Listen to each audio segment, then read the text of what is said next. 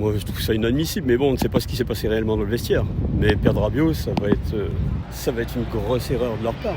Qu'est-ce que tu penses actuellement de l'affaire Rabiot ? Est-ce que pour toi il mérite d'être viré par rapport à ce qu'il a fait ou pas ? C'est vrai, on n'est pas censé avoir des embrouilles comme ça normalement dans un club comme ça, même si des fois ça peut arriver.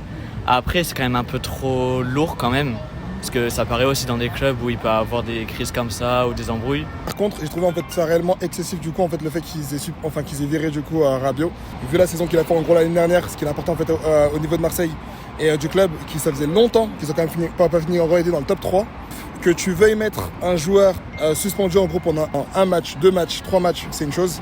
Histoire de pouvoir lui faire comprendre que son jet était complètement déplacé. Mais le fait de devoir virer avec l'autre joueur alors que c'est des éléments essentiels en fait à l'équipe, honnêtement c'est relativement excessif. De ce calibre-là, c'est impossible de retrouver un milieu de terrain de ce calibre-là. Peut-être que en fait, les dirigeants disent ça parce qu'ils voulaient se séparer de Rabiot dès le début du marché des transferts. Et au final, maintenant, ils ont trouvé l'excuse pour pouvoir s'en séparer.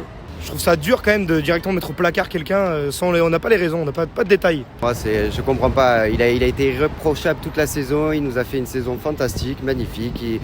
Il a géré dans le vestiaire. Il a baissé son salaire. Il est venu. Je comprends pas. Je pense qu'on sait pas tout. Je pense qu'on n'a pas tous les éléments et qu'il y a eu des choses qui se sont passées qu'on connaît pas encore. Mais sinon, c'est disproportionné pour moi, complètement. Ce Rabiot, quand même, il a fait le taf pour le remplacer. Ça va être dur.